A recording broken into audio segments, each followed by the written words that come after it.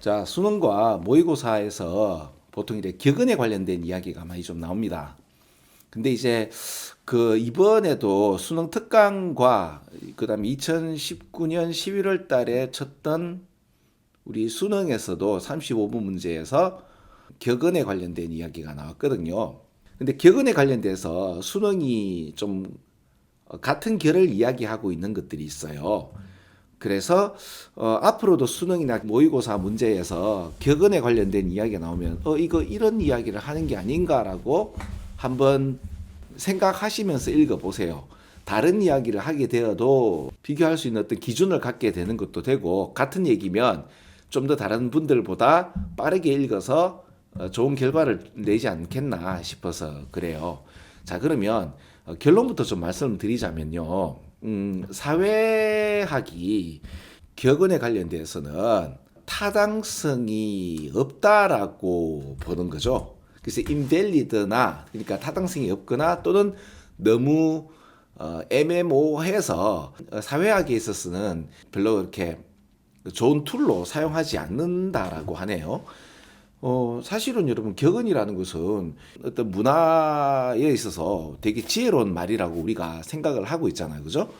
근데 이제 사회학에서는 이게 별로 타당성이 없는 어떤 하나의 툴로서 이야기하니까 조금 의외죠. 근데 그것도 그럴 것이, 일단 결론부터 좀 말씀을 드리자면 이 부분이죠. 주식 투자를 한다고 생각합시다. 근데 폭망을 합니다. disastrously wrong이라고 해서 폭망을 하게 되면 어떻게 얘기하죠? Look before you leap 이라고 지혜로운 말씀을, 격언을 듣게 되는데, 이게 뭐예요? 우리 한국말로 하면 돌다리도 두들겨 보고 가라. 맞아, 그래야 되는데 내가 성급하게 했어 라고 하죠. 근데 그 주식이 예를 들어서 대박이 터졌을 때 내가 그때 투자를 못했단 말입니다.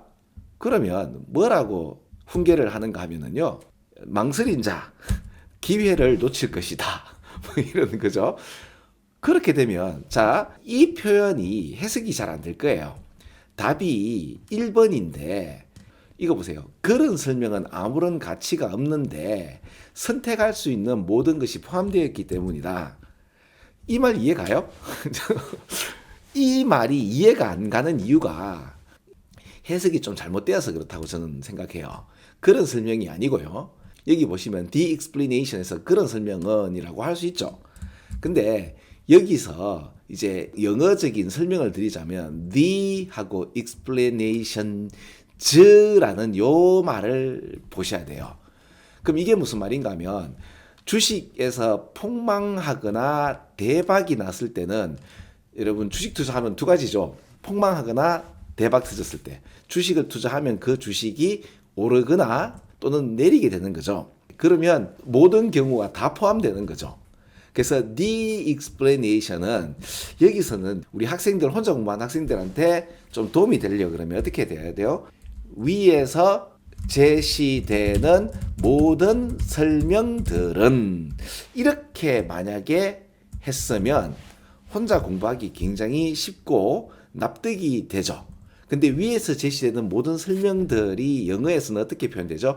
the라는 표현으로, the라는 표현으로 설명되거든요. 그리고 두 가지 설명 다니까 explanations가 되죠. 그러면 이게 네이티브들 같은 경우야 딱 보면 위에 설명 둘 다라는 게 되지만, 우리 한국인들 같은 경우는 the라는 표현과 s라는 이 복수형이 한국 개념에 물론 있긴 하지만 언어에 있어서 뚜렷하게 우리가 구분해가 쓰는 언어가 아니잖아요.